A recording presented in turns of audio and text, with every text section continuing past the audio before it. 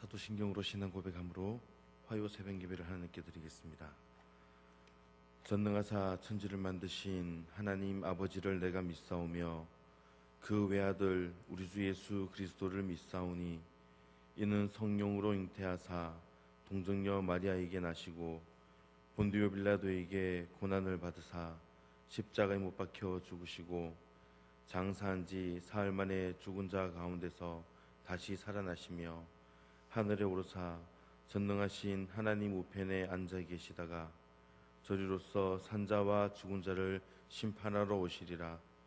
성령을 믿사오며 거룩한 공예와 성도가 서로 교통하는 것과 죄를 사하여 주시는 것과 몸이 다시 사는 것과 영원히 사는 것을 믿사옵나이다. 아멘. 찬송가 435장입니다. 찬송가 435장 함께 찬양하겠습니다.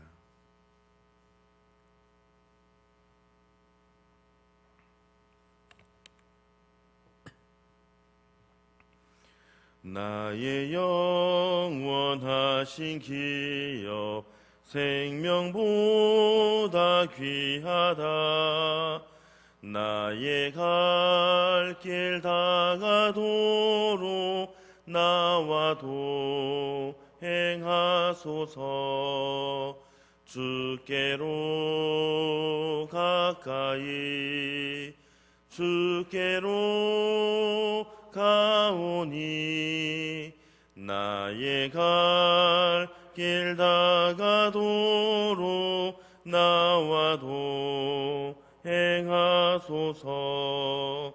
세상 부귀 안일함과 모든 명예 버리고 험한 길을 가는 동안 나와도 행하소서.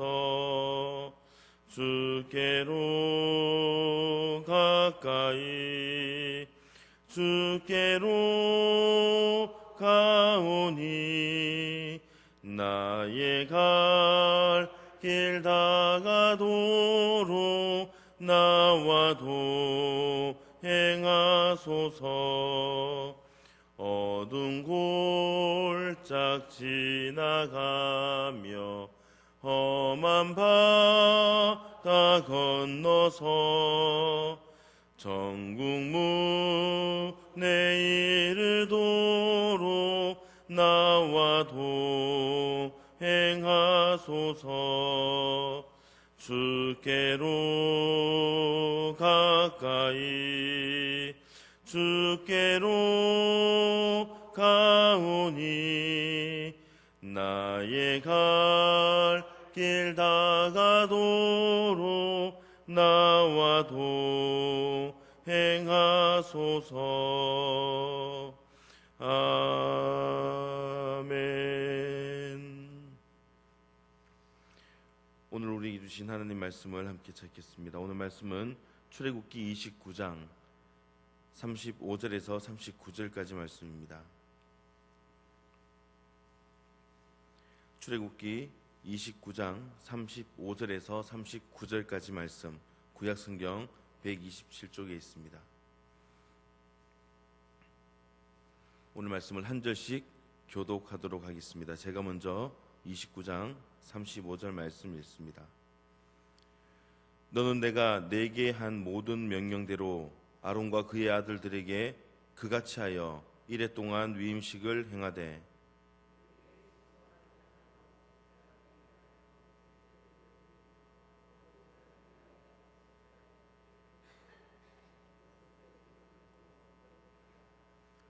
너는 이레 동안 제단을 위하여 속죄하여 거룩하게 하라. 그리하면 지극히 거룩한 제단이 되리니 제단에 접촉하는 모든 것이 거룩하리라.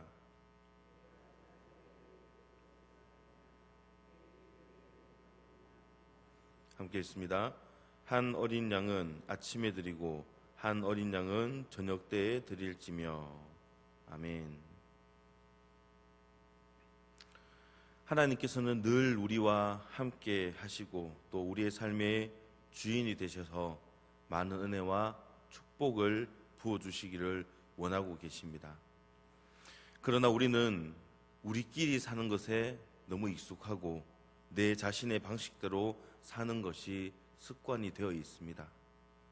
내가 주인이 되고 내 욕심을 위하여 사는 삶으로 인하여서 인생은 끊임없이 문제를 만들어내고 그 문제 때문에 골머리를 늘 앓고 있지만 어리석게도 그런 삶의 방식을 고집하며 살아가는 것이 우리의 모습입니다. 그래서 하나님은 더욱더 우리 가운데 오시고 우리와 함께 계시려고 하는 것입니다.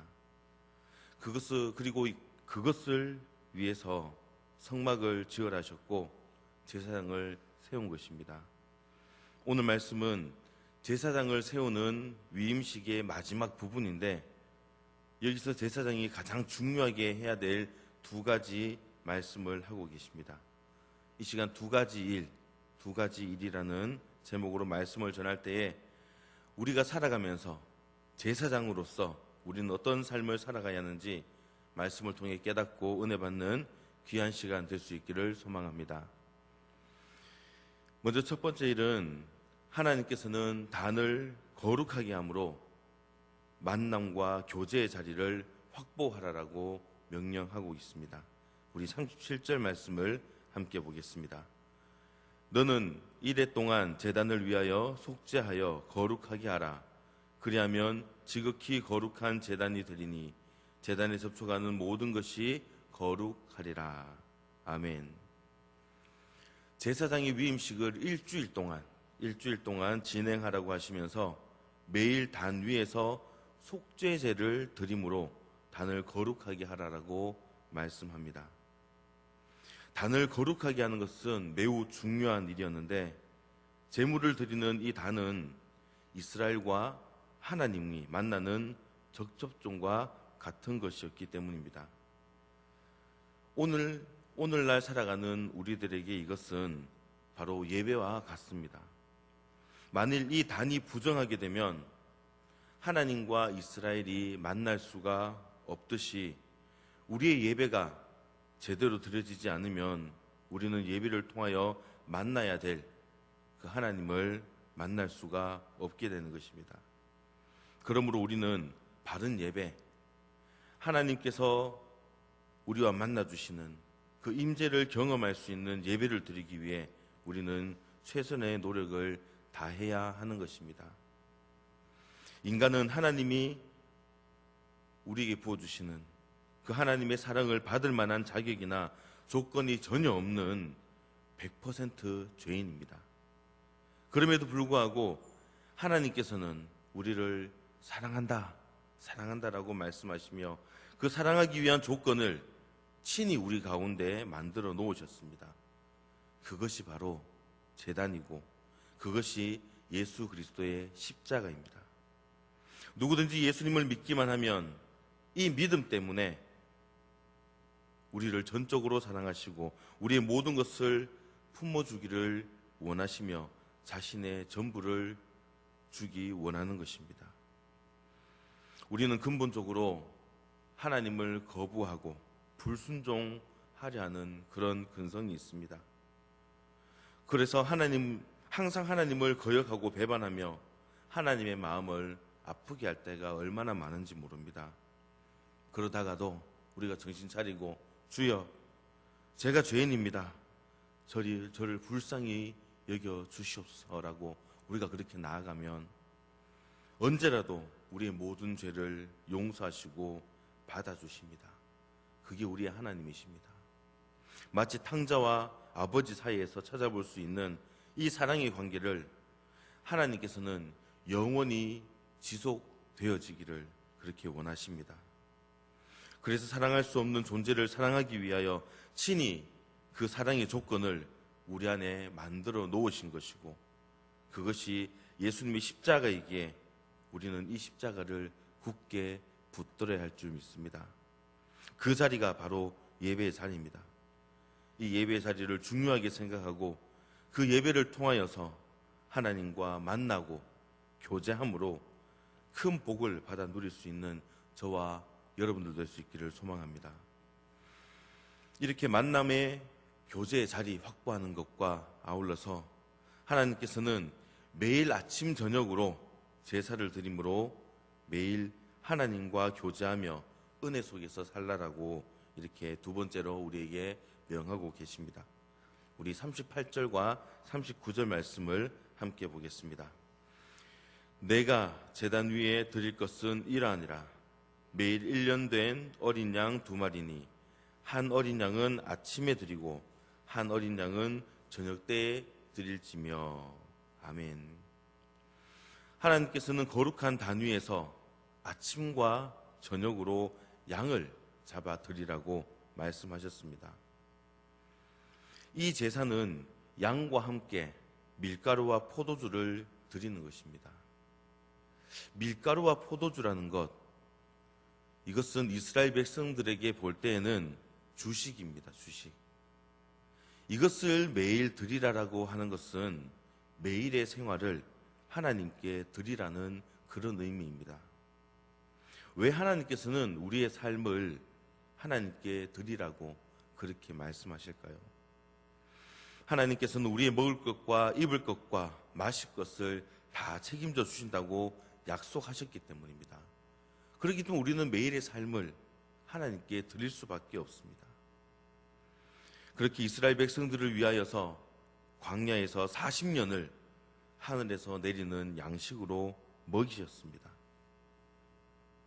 지금도 예수님은 하늘의 양식을 우리에게 가져다 주고 계십니다. 자신이 하늘에서 내려온 살아있는 떡, 산떡이라고 하셨고 하나님의 말씀이 우리의 영혼의 양식이 된다라고 그렇게 말씀하시고 하나님의 말씀을 먹는 그것이 우리가 육신의 양식을 먹는 것보다 더 중요하다라고 말씀하셨습니다. 그래서 우리는 아침에 일어나서 오늘은 무엇을 먹을까? 무엇을 입을까? 그런 걱정하면서 우왕좌왕하는 그런 삶을 살지 말고 오늘도 하나님이 나의 먹을 것과 마실 것을 책임져 주신다는 그 믿음을 가지고 우리는 오늘 하루를 시작해야 될 줄 믿습니다. 우리는 그렇게 모든 것을 하나님께 드리는 삶, 나의 모든 삶을 드리는 삶, 왜? 내 모든 것을 책임져 주시기 때문에 늘 그런 생각을 하면서 우리는 살아가고 있지만 우리의 삶의 진실된 모습, 현 모습을 바라보면은 꼭 그렇진 않습니다. 우리는 오늘 하루를 시작하면서 미리 내일을 걱정할 때가 참 많습니다. 염려를 합니다. 이 염려한다라는 것은 하나님이 공급해 주시고 하나님께서 책임져 주시는 것을 믿지 못하는 것입니다. 내가 나의 양식을 책임질 수 있는 것처럼 그렇게 착각하는 것과도 같습니다. 이런 교만과 어리석음을 버리고 우리는 아침마다 새롭게 하나님께 나아가고 하나님의 은혜를 구해야 합니다. 하나님께서는 매일매일 또 매 순간순간을 우리와 함께 하시며 필요한 은혜를 그때그때 채워주십니다. 그렇지 않습니까? 나는 내가 생각할 때 지금 이거 일어설 수 없다라고 생각할 때가 참 많은데 그때그때마다 하나님께서 채워주셨고 결국에 지금의 우리의 이 모습이 있는 것입니다. 그 은혜 속에 오늘 하루도 살아갈 수 있기를 소망합니다. 하나님은 언제나 우리 안에 거하십니다. 우리의 아버지가 되시고 우리를 지극히 사랑하십니다. 아들에게 모든 것을 다 주시며 평안과 축복을 누리라고 하십니다. 힘들 때면 언제든지 하나님의 긍휼과 은혜를 구하라라고 말씀하십니다. 그러면 언제라도 무엇이든지 우리의 삶을 살펴주시고 꼭 필요한 은혜를 베풀어 주시는 분이십니다. 그래서 우리에게는 매번의 예배가 늘 중요하고 주일 설교 말씀을 한 주간을 살면서 생활에 적용하는 것이 중요한 것입니다. 그렇게 해서 하나님을 만나고 하나님과 교제하고 하나님과 더불어 함께 살아가야 하는 것입니다. 나 혼자서 내 능력으로 내 생각대로만 삶을 사는 것이 나의 삶이 아련하는 것입니다. 그런 사람에게는 날마다 하나님의 은혜가 넘치게 되어 있고 하나님께서 주시는 비전이 있는 그런 삶을 살아가게 됩니다. 우리는 철저하게 하나님의 은혜로 살아가야 합니다. 하나님이 나의 인생을 간섭하시고 주관하시도록 모든 주권을 하나님께 다 드려야 합니다. 하나님이 내 인생을 통하여서 하나님의 위대한 일을 이루실 것을 기대하시면서 또 하루를 시작하는 것입니다. 하나님을 내 삶의 중심에 모시고 하나님과 동행하면서 하나님의 뜻을 이루어 드리는 그런 삶을 살아가는 저와 여러분 될 수 있기를 소망합니다.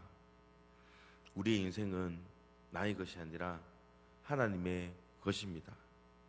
내 마음대로 살아서는 안 됩니다. 아침마다 하나님을 만나고 하나님의 뜻을 물어야 합니다. 늘 우리는 기도할 때 이런 생각으로 기도합니다. 하나님, 내가 지금 이런 상황에 있으니까 요렇게 해주십시오. 요렇게 해주십시오. 이렇게 되어야지만이 기도의 응답이 된 것처럼 그렇게 생각할 때가 많습니다. 하지만 우리의 삶에 대해서 내가 이렇게 계획한다고 해서 그렇게 늘 이루어지던가요? 우리의 기도의 내용들은 이렇게 해달라라는 그런 기도보다는 우리의 삶을 모르지 않습니까? 늘 물어봐야 됩니다. 하나님, 내가 이런 상황에 있습니다. 어떻게 해야 됩니까? 어떻게 해야 됩니까? 하나님께서 내 앞길을 이끌어 주십시오. 내가 그 모든 일에 대해서 내가 순종하겠습니다. 우리는 기도하고 순종하면 되는 겁니다. 하나님의 능력을 우리가 생각하며 이렇게 해놔라고, 이거 해내놔라고 그렇게 하는 것이 아니라 이렇게 될 수밖에 없던 나의 모습들 하나님 불쌍히 여겨주시고, 내가 답답해서 그렇습니다. 내가 너무 속상해서 그렇습니다. 그러나 내 뜻대로 마시고 하나님께서 나의 앞길을 이끌어가 주십시오. 주님께 모든 것을 물어볼 수 있기를 소망합니다. 사는 동안에도 나의 욕심과 나의 정욕을 따라 나의 삶을 더럽혀서도 안 됩니다. 최선을 다한 하루를 보내고 저녁에는 하나님이 베풀어 주신 은혜에 감사하면서 마치는 삶이 되어야 됩니다. 우리는 늘 새벽에 이렇게 와서 하나님께 기도함으로, 예배 드림으로 하루를 시작합니다. 물론 하루를 마칠 때 오늘 하루를 지켜주신 하나님, 오늘 하루를 책임져 주신 하나님 너무 감사합니다. 내일의 삶도 기대합니다 라고 다들 그렇게 기도하시는 그런 삶을 살아간다고 저는 믿습니다. 우리는 바른 예배, 하나님의 임재를 경험할 수 있는 예배를 드리기 위해 노력하고 매일 하나님과 교제하는 삶을 살아가므로 하나님 주시는 은혜 가운데 큰 복을 받아 누리는 저와 여러분 될 수 있기를 주님의 이름으로 축원합니다.